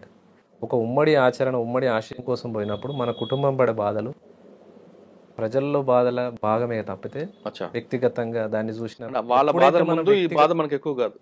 ఎప్పుడైతే వ్యక్తిగా ఫీల్ అయ్యి నా కుటుంబం ఇంత బాధపడుతుందనేది ఎప్పుడైతే ఫీల్ అవుతామో ఇక ఉండడానికి సిద్ధపడరు పార్టీలో. సార్, ఆ విషయం పార్టీకి చెప్పి వచ్చారు బయటికి? చెప్పిన. పార్టీ అనుమతి ఇచ్చిందా? మరి అనుమతి ఇవ్వరు, వద్దు అని అంటారు. పార్టీ ఎప్పుడైనా వద్దని అంటారు. ఎందుకు అని అంటే ఇంతకాలం పార్టీలో జర్నీ చేసిన తర్వాత మీరు బయటికి వెళ్తే బతకలేరు, అంటే రకరకాలైన ఇబ్బందులు ఉంటాయి. ఇంకోటి నల్గొండ జిల్లాకు వచ్చిన ప్రాంతం అంటే మా నల్గొండ జిల్లాలో పనిచేసినాం కాబట్టి ముఖ్యంగా నయీముద్దీన్ తోటి రకరకాల ఇబ్బందులు ఉంటాయి. అవన్నీ ఫేస్ చేయలేరు, వద్దని చెప్తారు. వద్దని కూడా చెప్పారు. ఎవరి ద్వారా సరెండర్ అయ్యారు మీరు? డిఐజీ ఈశ్వర్ రెడ్డి అని ఉండే. అవును, ఆయన దగ్గరికి ఎవరి ద్వారా వెళ్ళారు? వాళ్ళ రిలేటివ్ రామన్నపేట ఎమ్మెల్యే ఉండే, అప్పుడు రామన్నపేట కాన్స్టిట్యున్సీ ఉండే. ఓకే. ఉప్పునుతల పురుషోత్తం రెడ్డి అని ఆయనను కలిసి మా ఫ్రెండ్స్ ఉండే ఒకరిద్దరు. మా ఫ్రెండ్స్ ద్వారా పురుషోత్తం రెడ్డి దగ్గరికి పంపిస్తే పురుషోత్తం రెడ్డి గారు వాళ్ళకి రిలేటివ్ అవుతాడు, బామ్మడితో బావనే అవుతాడట. ఆయన మా వాళ్ళకి చెప్తా మీరు వెళ్ళండి అని చెప్పేసి, అంటే నేను పోలేదు, మా నాన్న మా ఫ్రెండ్స్ వాళ్ళని పంపిస్తే అని చెప్పిండు. అట్లా ఈశ్వరరెడ్డి గారి దగ్గర సరెండర్ అయ్యాను. ఓకే. సరెండర్ అయిన తర్వాత మీకు ప్రభుత్వం ఇవ్వాల్సింది ఇచ్చిందా? 3 లక్షలు రివార్డ్ ఇచ్చారు. అంతే, చాలా ఉంది కదా రివార్డ్. ఉండదు కానీ వాళ్ళు కూడా తొండి చేసారు, ఇవ్వలేదు. బయటకు వచ్చారు మీరు. లోపల ఉన్నప్పుడు అదొక ప్రపంచం, బయటకు వచ్చాక నిజ స్వరూపం మీకు తెలుస్తుంది ప్రపంచాన్ని. రకరకాల వ్యక్తులు, కుట్రలు, కుతంత్రాలు జరుగుతుంటాయి. అవన్నీ చూసినప్పుడు ఏమనిపించిందండి? ఆ జీవితమే మంచిది అనిపిస్తుంది. సరే వచ్చినాము, తప్పదు, ఉంటున్నాం, కానీ విలువైన జీవితం అదే. నీతి నిజాయితీగా నిలబడి, నీతి నిజాయితీగా, కుట్రలు కుతంత్రాలు లేకుండా క్రమశిక్షణతోటి బతికిన రోజులు. సరే ఇబ్బందులు పడుతుండొచ్చు, తిండి ఉండకపోవచ్చు, నీళ్ళు ఉండకపోవచ్చు, రకరకాల ఇబ్బందులు ఉండొచ్చు, కానీ విలువైన జీవితం, విలువైన ఆశయం. ఇక్కడ రకరకాల మనుషులు ముందు మీతో నవ్వుతుంటారు, వెనక నుంచి గొంతు కోసే రకాలు ఉంటాయి. వాళ్ళని చూసినప్పుడు ఏమనిపిస్తుంటారు? అదే విలువైన జీవితం అంటున్నాగా. ఇక ఇది కుట్రలు కుతంత్రాలు ఈ సమాజం కాబట్టి ఇక తప్పదు. సరే, ఈ సమాజంలోకి వచ్చారు, పార్టీ చెప్తున్నట్టుగా నయం పిలిపించుకున్నారా? పిలిపించుకో అంటే అయితే అడవులు ఉండాలి లేదా తన దగ్గర ఉండాలనేది నయం పాలసీ. అవును. మీకు పిలిచి ఏం చెప్పాడండి? పిలిపించుకున్నాడు. ఎవరైతే నేను సరెండర్ అయిన దగ్గర నుంచి ఏ అయితే ఆఫీసర్ ఉన్నాడో అప్పుడున్న ఆఫీసరు తనే తీసుకుపోయి వాళ్ళ కారు ఎక్కించాడు. అవునా? అంతే కదా, పోలీసు వాళ్ళే తీసుకుపోతారు, డిపార్ట్మెంట్ వాళ్ళే తీసుకుపోయి. ఎవరో ఆఫీసర్ ఉండే ఒక అతను, ఇంకా పేరు ఎందుకు కానీ ఆయన తీసుకెళ్ళి కారు ఎక్కించాడు. తీసుకుపోయాడు, తనే తీసుకుపోయి కారు ఎక్కించాడు. మాట్లాడాడు. అంటే మామూలుగా వచ్చినప్పుడు ఫస్ట్ మా ఇంటి దగ్గర నుంచి సిటీ పోదాం రా అని చెప్పాడు ఆఫీసర్. ఎందుకో సిటీ పోదాం అంటుండు అని డౌట్ అనిపించింది, కానీ తప్పదు, పోలీస్ అయినే కదా రమ్మంటున్నాడు, పోదాం అనేసి వెళ్ళిన తర్వాత కారు ఎక్కించుకున్నాడు. సరెండర్ ఇవాళ 19వ తారీఖు సరెండర్ అయితే 22వ తారీఖే నన్ను నయం కప్పచెప్పాను. ఇబ్రహీంపట్నం నుంచి ఎల్బీ నగర్ వచ్చింది. ఎల్బీ నగర్ నుంచి ఉప్పలు మాలుతుంది కారు. ఉప్పలు మాలుతున్నప్పుడే నాకు లైట్ వెలుగుతూనే ఉంది, అమ్మ ఇది తీసుకుపోతుండే, అటే పోతుంది అని. ఉప్పలు తీసుకొని ఉప్పల్ నుంచి బీబీ నగర్ క్రాస్ అయింది, ఇటు మళ్ళీ బీబీ నగర్ దాకా పోలేదు, కానీ ఉప్పలు దాటి బోడుప్పలు ఆ ప్రాంతానికి వచ్చినప్పుడు ఈయన కారు ఆగింది, ఇంకో కారు ఎక్కినాం, ఇంకో కారు ఎక్కింది, ఇంకో కారు ఎక్కినాం. 3 కార్లు మారినాం. ఫస్ట్ కార్ నుంచి సెకండ్ కార్కు మారినప్పుడే నా ఫోన్ తీసేసుకుంటారు, వాళ్ళ దగ్గర హ్యాండ్ ఓవర్ చేసుకుంటారు, మనిషిని పూర్తిగా చెక్ చేసి ఆ బండి ఎక్కించుకుంటారు. అట్లా 4వ కార్లో తాను ఉన్నాడు. నయం కారు ఎక్కంగానే నమస్తే అన్న అన్నాడు. నమస్తే అన్న అంట. ఇప్పుడు చంపుతున్న నిన్ను అన్నప్పుడు కూడా అన్నానే మాట్లాడతాడు నయం. ఆ టైప్ ఆఫ్ మనిషి. గుర్తుపట్టినవా అన్న అన్నాను. గుర్తుపట్టినా. నిన్ను గుర్తుపట్టని వాళ్ళు ఎవరు ఉంటారు రాష్ట్రంలో? గుర్తుపట్టినా. ఎట్లా ఎక్స్పెక్ట్ చేసినావు, ఇటు వస్తున్నాను అర్థమైందా అని అంటే, ఎల్బీ నగర్ నుంచి కారు మళ్ళినప్పుడే అనుకున్నానా మీ దగ్గరికి వస్తుందని చెప్పేసిన. ఇక మాట్లాడిండు కొద్దిసేపే, ఒక 10-15 నిమిషాలు మాట్లాడి, అన్న మీకు తర్వాత నేను మళ్ళీ కలుస్తా, ఇప్పుడైతే మంచిగానే ఉండు, మీ కుటుంబం గురించి నాకు అంతా తెలుసు, పేద కుటుంబము, బయటకు వచ్చినావు కదన్నా, మరి ఎట్లా బతకాలనుకుంటున్నావు అంటే ఒక టాక్టిక్గా మాట్లాడతాడు మనిషి. మాట్లాడేది కూడా పేద కుటుంబం, ఇన్ని రోజులు నువ్వు పార్టీలో పని చేసినావు, నీకెవరు పని ఇస్తారు, ఏడ పని చేసుకోగలుగుతావు, అమ్మ కూలి పని చేస్తుంది, నాయన కూలి పని చేస్తాడు, అంతంత మాత్రం కుటుంబాలు, నీ మీద 32 కేసులు ఉన్నాయి, ఇన్ని కేసులు కోర్టుకు తిరిగి నువ్వు ఎప్పుడు పని చేసుకోగలుగుతావు, కుటుంబ పోషణ ఎట్లా జరుగుతుంది, ఇదంతా నీకు సాధ్యమా అంటే మనిషిని ఒక గీత గీసి తను ముందే గీసుకున్న గీతలో దింపాలనే ప్రయత్నంగా మాట్లాడతాడు. మాట్లాడాడు సరే, ఇక ఆయన మాట్లాడేదానికి చెప్పే సమాధానం చెప్పినా సరే అన్న పోతాను, సరే ఎల్లు అని ఒక 10,000 ఇస్తున్నాడు. నాకు వద్దన్నా. ఎందుకన్నా నా మీద కోపం తగ్గలేదా అంట. నీ మీద నాకేం కోపం అన్నా, నా పైసలు తీసుకుంటలేవంటే నా మీద కోపం ఉన్నట్టే, నాకెందుకన్నా పైసలు అన్న. నీ పరిస్థితి నాకు తెలుసా అన్న, నువ్వు పేదరికంలో ఉన్నావు, బయటకు వచ్చినావు, నీ ఖర్చులు ఉంటాయి, తీసుకో 10,000 అని. నాకు వద్దన్నాడు. అయితే నన్ను చంపాలనే వచ్చినావు నువ్వు బయటకు అంటాడు. నేను బతకాలని బయటకు వచ్చినోని నిన్ను చంపాలని నేనెందుకు అనుకుంటా, నాకేమంత పని, చేసిన రోజులు చేసిన ఇక చాలు అనుకుని నేను బయటకు వచ్చిన, నిన్నెందుకు చంపుతా, మరి నా డబ్బులు ఎందుకు తీసుకుంటలేవు, నా డబ్బులు తీసుకుంటలేవంటే నా మీద పగ ఉంది నీకు. ఇలా కాకుండా ఇంకా 4 రోజులకైనా నువ్వు యాక్షన్ టీమే కాబట్టి ఒక 4 వేసుకొని నన్ను చంపుతావు నువ్వు, ఇట్లా మాట్లాడతాడు. అమ్మ ఎందుకు వచ్చిన వాళ్ళు, సరే ఇయ్యన్న అని చెప్పేసి తీసుకో. అట్లా ఒక 5-6 సార్లు పిలిపించుకొని కలిసిండు. ఆ టైంలో పార్టీలో జరుగుతున్న విషయాల గురించి అడిగాడు. అడుగుతాడు ఏం జరుగుతుంది, తన గురించి ఎవరెవరు ప్లాన్ వేస్తున్నారనే విషయాలు. స్టేట్ కమిటీ ప్లానింగ్ జరుగుతుందా, సాంబశివుడి గురించి కూడా అడిగాడా. అందరి గురించి అడుగుతాడు. ఇక తన టార్గెట్లో ఎవరెవరైతే నాయకత్వం ఉన్నారో ఆయనకు లిస్ట్ ఆఫ్ ఉంటుంది, లిస్ట్ ఏదైతే రాసుకుంటాడో ఎవరెవరి గురించి అడిగాడు ఆయన. స్టేట్ కమిటీ మెంబర్లు ముఖ్యంగా ఎవరెవరు ఉన్నారు, సిటీ కమిటీలో ఎవరెవరు ఉన్నారు వాళ్ళ పేర్లు అడుగుతాడు. ఆయనకు సంబంధించిన పోలీస్ ఆఫీసర్లు ఉన్నారు కదా, ఇంట్లో ఎవరైనా మీ టార్గెట్ ఉన్నారా, రేపు అతి తొందరలో జరగబోయే యాక్షన్ ఏది, ఇవన్నీ అడుగుతాడు. చెప్పారా మీరు భయపడి? కొన్ని చెప్పాల్సిన చెప్తాం, తప్పదు మరి, పులి నోట్లోకి వచ్చినాం, అవును తప్పదు చెప్పి. పులి మీద కూర్చున్నారు, అదే పులి దగ్గరకు వచ్చినాం, కాదంటే అది కరుస్తుంది మిగులుతుంది, బతకాలని బయటకు వచ్చిన వాళ్ళు. ఎవరి గురించి చెప్పారు అప్పుడు ఆఫీసర్ టార్గెట్? ఇప్పుడు కొంతమంది ఉండే, ఇంకా వాళ్ళ పేర్లు చెప్పేసినాం. ఇంకా వాళ్ళ ఏమన్నాడు? ఆ విధంగా ఎన్నిసార్లు కలిసారు? 5-6 సార్లు కలిసినాం. అక్కడే ఏం కాదు, ఒకసారి ఏమో 5 సార్లు కూడా పోలీస్ ఆఫీసర్లు తీసుకెళ్లారా, ఆయన డైరెక్ట్గా వచ్చేవాడా? ఫస్ట్ సారి కలిసినాం పోలీస్ ఆఫీసర్, తర్వాత తన మనిషిని పంపేది. రెండోసారి కలిసినప్పుడు తను ఒక ఫోన్ ఇచ్చేది. ఎప్పుడు మాట్లాడినా ఈ ఫోన్తో మాట్లాడన్నా, నేను అశోక్ రెడ్డి అని చెప్తా, లేకుంటే దినేష్ రెడ్డి అని చెప్తా, ఐపీఎస్ అని చెప్తా, పోలీస్ ఆఫీసర్ అని అట్లా పరిచయం చేసుకునేది. ఒకసారి మార్కాపురం దగ్గర కలిసిండు, ఒకసారి ఏమో అద్దంకి దగ్గర కలిసిండు, ఒకసారి మిర్యాలగూడ దగ్గర. మీరు ఎందుకు లేరటు? తానే పిలిపించుకుంటాడుగా. అచ్చా, మార్కాపురం మనిషిని పంపిస్తాడు, ఫోన్ ఉంది కదా అన్న, నువ్వు పలానా దగ్గరికి రావాలి. రానంటే ఇంకో బాధ. సరే అన్న ఏడికి రావాలి మరి అంటే, పలానా ఓవైసీ హాస్పిటల్ దగ్గరికి రా, మనోడు ఒక మెంబర్ ఉంటాడు, నిన్ను అప్రోచ్ చేసుకుంటాడు అని చెప్తాను. హాస్పిటల్ దగ్గర రాగానే వాళ్ళు కలుస్తారు, మనల్ని చెక్ చేసి మన ఫోన్ తీసుకొని హ్యాండ్ ఓవర్ వేసుకుంటారు, వెళ్ళిపోతారు. ఎటు తీసుకుపోతురో చెప్పరు, ఎప్పుడు మనల్ని వదిలేస్తారో చెప్పరు, అట్లుంటుంది. అలా మార్కాపురం అద్దంకి ఒకసారి మార్కాపురంలో కలిసి, ఒకసారి అద్దంకి, 5-6 సార్లు కలిసి. ఏమంటాడు అప్పుడు? నా టీంలో పనిచేయి, లేదా పలానా టార్గెట్ పార్టీ చేస్తుంది, నీకేమైనా దాని మీద సమాచారం ఉందా, పలానా యాక్షన్ కోసం ఈ పోలీస్ ఆఫీసర్ని కొట్టడానికి వాళ్ళు వస్తున్నారు, నాకు ఇన్ఫర్మేషన్ ఉంది, నువ్వు వాళ్ళని గుర్తుపడతావా, నాకు తెలియదు అన్న. ఆయన నీతో పాటు ఉన్న వాళ్ళే నీకేం తెలియదు అంట. నాకు తెలియదు అన్న, నేను చూడలేదు వాళ్ళని, నేను ఒక నల్గొండలనే పని చేసిన కానీ మిగతా అన్ని జిల్లాలు నాకెట్లా పరిచయం ఉంటుంది, మార్కాపురం అంటే నల్లమల అవతల బార్డర్కి వస్తుంది, నాకు పరిచయం లేదు, నేను ఎట్లా అయితే నాతో పాటు టీంలో పని చేయరాదని కూడా అడిగింది.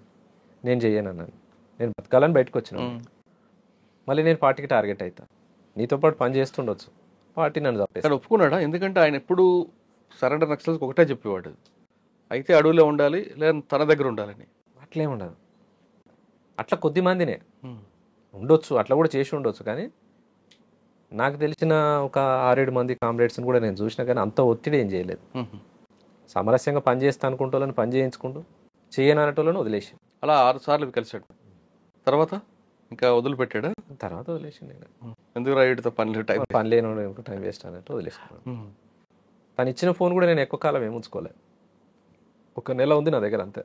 ఆ నెల తర్వాత ఇక ఎందుకు మన కాళ్ళు బతకాలని బయటకు వచ్చి కానీ అప్పటి నుంచి నయం యాక్షన్లు చాలా జరుగుతుండేవి, జరుగుతున్నాయి. చాలా మందిని చంపాడు. ఎప్పుడైనా మీకు టార్గెట్ చేస్తాడని ఊహించారా మీరు? అనుకున్నాం, ఒకసారి అన్నాడు కూడా. ఒక దగ్గరికి మా దగ్గర జనార్షణ వెంచర్ ఉంటుంది, అవును. జనార్ష వెంచర్ రమణమూర్తిది అది. ఉమ్. ఆ వెంచర్ కాడికి వేరే పని మీద మా మిత్రుడు నేను ఇద్దరం కలిసి పోయినాం. సరే ఆయనకేం లావాదేవీ ఉందో నాకు తెలియదు. మామ గిడిదాకా పోదండా అంటే పోయినాం. ఇక తనే మాట్లాడుకుని నేను బయట కూర్చున్నా, వచ్చేసిన.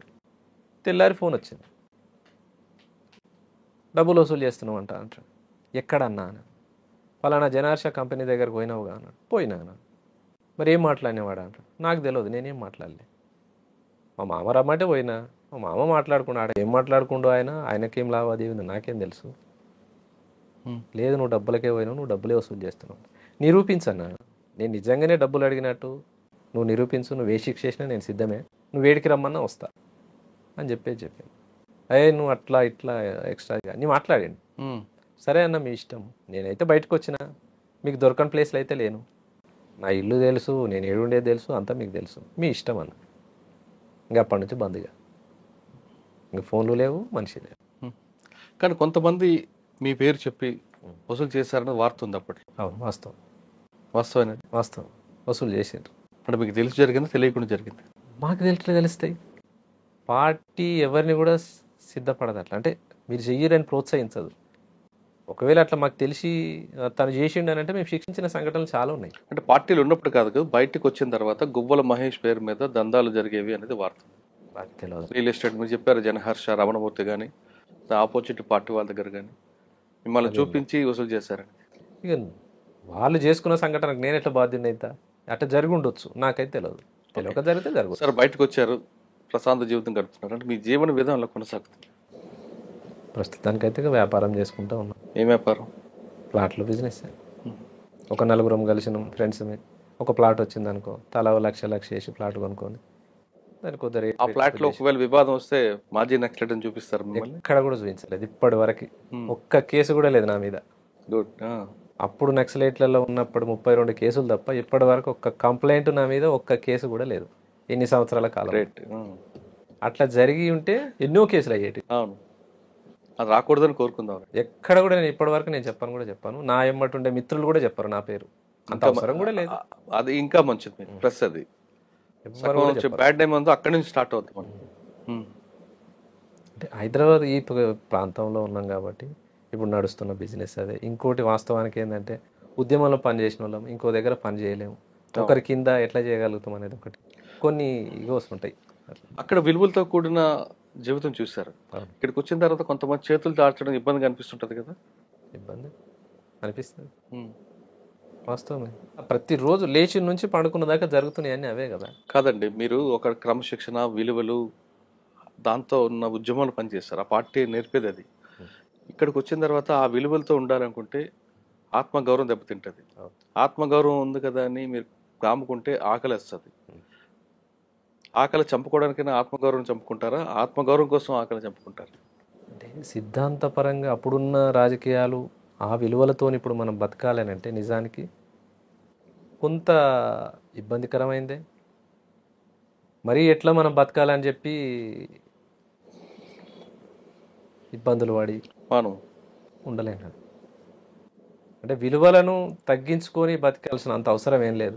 సరే ఇవాళ మనకు రూపాయి దొరుకుతుంది, ఆ రూపాయే చాలు, 10 రూపాయల కోసం అడ్డదారులు దొక్కాల్సిన అవసరం లేదు. కరెక్ట్, ఉన్న దాంట్లోనే సర్దుకుంటాం. అన్న మధ్యమడుగు ఎన్కౌంటర్ సార్ చెప్పండి, ఎలా చేశారు, ఎలా జరిగింది, ఆ రోజు ఏం జరిగింది? మధ్యమడుగు ఎన్కౌంటర్ అంటే మేము స్టేట్ కమిటీ ఏదో మీటింగ్, జిల్లా కమిటీ మీటింగ్ జరిగింది నల్లమల ప్రాంతంలోనే జరిగింది. అంటే మధ్యమడుగు అవతల ప్రాంతం.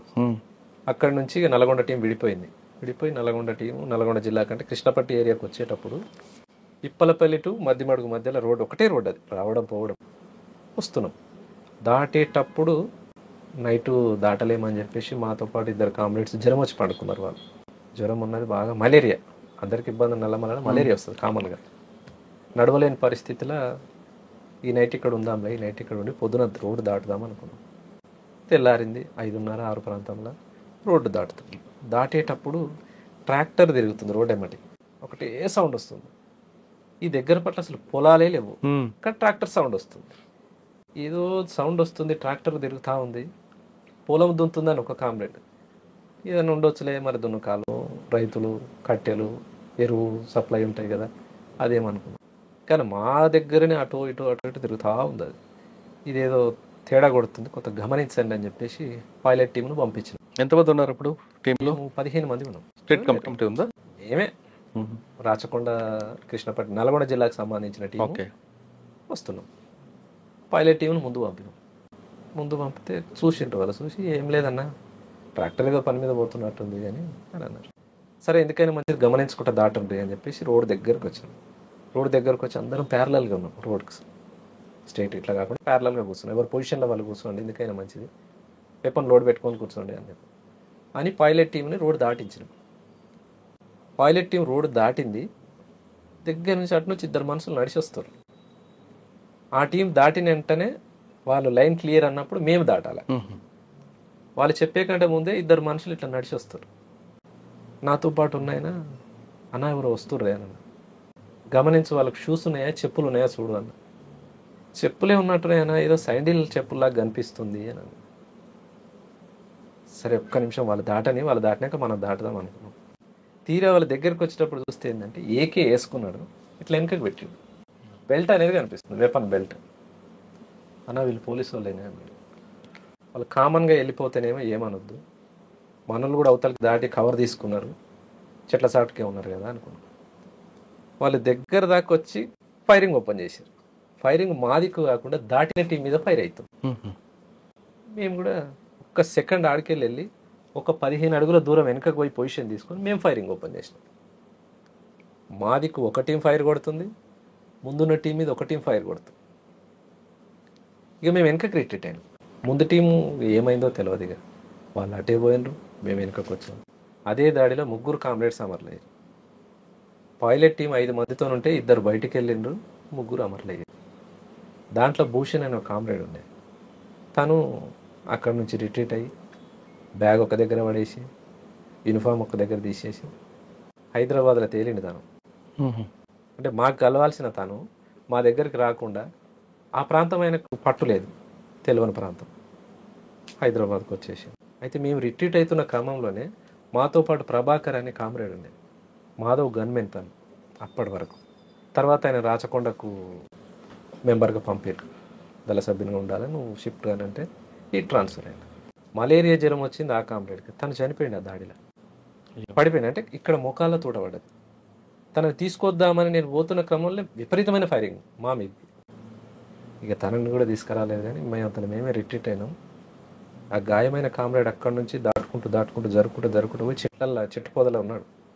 అదే చెట్టు పొదలో చనిపోయాడు. తను డిపార్ట్మెంట్ కూడా చూడలేదు ఆయన. తర్వాత ఒక 2 నెలల తర్వాత జీవాల కాడుళ్ళు ఆయన బట్టలు, ఆయన వెపన్ తీసుకొచ్చి పార్టీకి అప్పచెప్పారు. ఎవరు అంటే పశువుల కాపర్లు ఉంటారు కదా, పలానా అన్న ఇక్కడ చనిపోయినట్టుండన్న.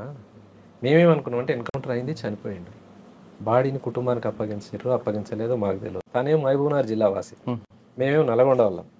2 నెలల తర్వాత మహబూబ్నగర్ టీంకే వాళ్ళు తన వెపన్ కావచ్చు, డ్రెస్ తీసుకొచ్చి అప్పచెప్పారు. అదొకటి జరిగింది. ఈ భూషణ్ హైదరాబాద్లో తేలిండు కదా, తనేం జరిగిందంటే ఆ దాడి నుంచి తప్పించుకొని వస్తున్న క్రమంలో యూనిఫామ్తో పోలేడు, యూనిఫామ్ ఇప్పేసిండు, బట్టలు లేవు, కిట్ బ్యాగ్ ఒక దగ్గర దాపెట్టిండు, వెపన్ ఒక దగ్గర దాపెట్టిండు, ఎటు పోవాలనో తనకు తెలుస్తలేదు.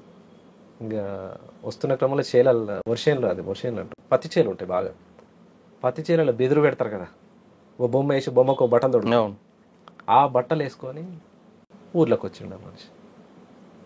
ఊర్లోకి వచ్చిండి, ఆడికి వెళ్ళిన తర్వాత 1 నెల తర్వాత మళ్ళీ వచ్చి మాకు కలిసి, తను బస్సు ఎక్కి హైదరాబాద్కి రావడానికి ఒక 4 రోజులు టైం పట్టింది తనకు.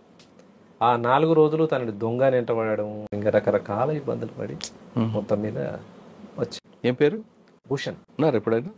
లేడు, చనిపోయింది. తర్వాత ఊళ్ళోకి వచ్చాక చనిపోయింది. దాసిరెడ్డి కూడా తను సాంబశివుడు వాళ్ళ ఊరే. ఓకే. సార్ ఫైనల్గా చెప్పండి, చాలా మంది ఇప్పుడు మీరు చూస్తున్నారు, మీరు ఒక సిద్ధాంతం కోసం లోపలికి వెళ్ళారు, పని చేశారు, బయటకు వచ్చారు, ఇంట్లో అమ్మా నాన్న మీద మమకారంతో. ఇప్పుడున్న యువత ఒక సిద్ధాంతం లేకుండా, ఒక విలువలతో కూడిన జీవితం లేకుండా అడ్డదారిలో వెళ్తూ విలాసాలకి బానిస అవుతున్నారు. అటువంటి వాళ్ళని చూసినప్పుడు ఏమనిపిస్తుంటుంది, వాళ్ళకి ఇచ్చే మెసేజ్ ఏంటి? అంటే ఇదంతా కూడా ఏంటంటే రాజ్యము కావచ్చు, పాలక వర్గాలు కావచ్చు, పెట్టుబడిదారు వ్యవస్థ, సామ్రాజ్యవాదం మూలంగా ఇంటర్నెట్, జూదము, మీరు అంటున్న ఇవన్నీ వాస్తవాలే. యువత చెడు మార్గం వైపు పోతున్నది. కానీ దీని సన్మార్గంలో నడపాల్సినటువంటి మెసేజ్ అనేది రాకపోవడం మూలంగా జరుగుతుంది. అంటే ఆ మెసేజ్ ఎవరు ఇవ్వాలి? రాజ్యమే ఇవ్వాలంటారా? లేదు కన్న తల్లిదండ్రులు ఇవ్వాలా? గురువు ఇవ్వాలా? సమాజం కన్నా ఇవ్వాలా? తల్లిదండ్రులు ఇవ్వాలి, గురువులు ఇవ్వాలి, సమాజం కూడా ఇవ్వాలి. ముఖ్యంగా ప్రభుత్వాలదే బాధ్యత. మాదక ద్రవ్యాలు కావచ్చు, డ్రగ్స్ కావచ్చు, మందు కావచ్చు, ఇది విచ్చలవిడిగా ఇవాళ గ్రామాలల్లో విలయ తాండవం ఉన్నది. గ్రామాలల్లో, మారుమూల గ్రామాలల్లో 7th 6th చదివే పిల్లలు కూడా గంజాయికి అలవాటు అవుతారు. అవును. దీనికి ఎవరు అడ్డుకట్టేయాలి? ప్రభుత్వాలే ముందు జాగ్రత్త చర్యలు తీసుకొని దాన్ని అడ్డుకట్టేసినప్పుడే సాధ్యమవుతుంది. నువ్వు నేను మన ఇద్దరం అనుకుంటే జరిగేది కాదు కదా. ఎందుకు ప్రభుత్వం ఎందుకు తీసుకోవాలి? తల్లిదండ్రుల బాధ్యత లేదా? తల్లిదండ్రులు కూడా బాధ్యతే. ప్రభుత్వానికి ఎంత బాధ్యత అయితే ఉంటుందో తల్లిదండ్రులదే బాధ్యత. కానీ తల్లిదండ్రులు ఎంతవరకు తీసుకోగలుగుతారు? పొద్దుననంగా పోరాడు బయటకు పోయిండు అనుకో, వాడు రోజంతా దినచర్య ఏముందో కదా, అసలు ఎక్కడి నుంచి వస్తుంది, ఇది ఏం జరుగుతుంది అనేది. అంటే సమాజానికి బాధ్యత ఉంది, తల్లిదండ్రికి బాధ్యత ఉంది, అంతకన్నా ఎక్కువ స్థాయిలో ప్రభుత్వాల బాధ్యత ఉంది. అంటే అదొకటే కాకుండా ఉమ్మడి కుటుంబ వ్యవస్థ రద్దయిపోవడం, నాశనం అవ్వడం కూడా దీనికి ప్రధానంగా కానుకోవచ్చా? వాస్తవం. వాస్తవం. ఉమ్మడి కుటుంబ వ్యవస్థ ఉన్నప్పుడు కొంత బాధ్యత ఉన్నది. బాధ్యత గురువు అవుతుంది ఎవరికైనా. అవి లేవు. పక్కింట్లో ఏం జరిగినా ఇవాళ యువతలింటోడు పట్టించుకున్న పరిస్థితి లేదు. రైట్. ఆ టైప్ ఆఫ్ కల్చర్కి వచ్చేసారు. గ్రామాలలో కూడా ఆ కల్చర్. సరే సిటీ అంటే ఎవడు పట్టించుకోడు, ఊర్లలో కూడా అదే పరిస్థితి అయింది. గా ఇంట్లో జరిగితే నాకెందుకు, మా ఇంటికైతే కాదు కదా, మా ఇంట్లో జరిగినప్పుడు చూద్దాం తీ, అగో ఇట్లా ఈ టైప్ ఆఫ్. ఇదంతా కూడా సమాజానికి ప్రమాదకరమైన గంటికలే, ఇవి సూచనలే, ప్రమాదమే. దీనికి సొల్యూషన్ ఏం చెప్పొచ్చు? ప్రభుత్వం సరైన చర్యలు తీసుకోవాలి. ఒకటి, యూత్ కానీ యువత కానీ చదువు అనేది ఇంపార్టెంట్, ప్రశ్నించే తత్వం ఇంపార్టెంట్. ఇవి రెండు అలవర్చుకున్నప్పుడు సన్మార్గం పోతుంది. కానీ ఈ చదువు ఈ యువతనే పక్కదారి పట్టించడంలో ప్రధాన పాత్రధారి అవే అప్పర్ హ్యాండ్ అయ్యి వస్తున్నాయి. కానీ దీనికి ఆపోజిట్ వచ్చే మెసేజ్ అనేది విప్లవ పార్టీలు కావచ్చు, లేదా కమ్యూనిస్ట్ పార్టీలు కావచ్చు, సమాజపరంగా శాస్త్రీయంగా ఆలోచించే మేధావి సెక్షన్ కావచ్చు, ఈ లైన్ అనేది తగ్గింది రావడం. సమాజాన్ని చెడగొట్టే లైనే ఎక్కువ వస్తుంది. ఒకప్పుడు పార్టీలోకి ఒక డెడికేట్గా చదువుకున్న వాళ్ళు ఒక కమిట్మెంట్తో వెళ్ళేవారు, వచ్చేవారు. అప్పుడు అది క్రమేపీ తగ్గిపోవడం కారణం అనుకోవచ్చు. అంటే ఒక సెక్టర్ పీపుల్ దూరం అయిపోవడానికి. అంటే ఒక కొద్ది కాలం ఏంటంటే యూనివర్సిటీల నుంచి, పెద్ద పెద్ద విద్యాలయాల నుంచి రిక్రూట్మెంట్స్ ఉన్నప్పుడు మేధావి సెక్షన్ ఉంది. అంటే తర్వాత గ్రామాల నుంచి, తండాల నుంచి, చెంచుపెంటాల నుంచి వచ్చిన రిక్రూట్మెంట్ మంచిది కాదని కూడా చెప్పలేము. యూనివర్సిటీల కంటే వచ్చిన వాళ్ళ కంటే కూడా కమిట్మెంట్గా పనిచేసిన వాళ్ళు చెంచుపెంటాల నుంచి వచ్చిన వాళ్ళు ఉన్నారు. అంతే కదా. అంతే. గ్రామాల నుంచి వచ్చిన వాళ్ళు కూడా అంతకన్నా ఎక్కువగా పనిచేసారు, అంతకన్నా ఎక్కువ మూమెంట్ తీసుకున్నారు. అయితే నిర్బంధం మూలంగా ఏమైందంటే పార్టీ సెట్ బ్యాక్ కావడం, నగరాలలో సెట్ బ్యాక్ అయ్యి గ్రామాలలో నుంచి రిక్రూట్మెంట్ అనేది వచ్చింది. అట్లా కొంత విద్యావంతులు తగ్గిర్రు పార్టీలు అనేది వాస్తవమే. కానీ గ్రామీణ ప్రాంతాల్లో కుల సంఘాలు ఎక్కువ అవ్వడం వల్ల పార్టీ వైపు ఆదరణ తగ్గిందనేది కూడా వార్తుంది. కొంతమేర, పూర్తిగా అని చెప్పలేము, కొంతమేర ఈ కుల సంఘాలు కూడా కొంత పార్టీని నష్టం చేసినాయి. ఉమ్మడి కుటుంబ వ్యవస్థ పూర్తిగా రద్దవడమే ఇప్పుడున్న యువత చెడు మార్గనే ప్రధాన కారణం అంటున్నారు సుభాష్. ఆయన చెప్తున్నట్లుగా గతంలో భావజాలంతో లోపలికి వెళ్ళి పేద ప్రజల కోసం నిరంతరం కృషి చేసిన ఆయన బయటకు వచ్చిన తర్వాత కొంతమంది మాజీల్లా కాకుండా ఆయన జనజీవన సంస్థలో సామాన్య జీవితం గడుపుతున్నాడు.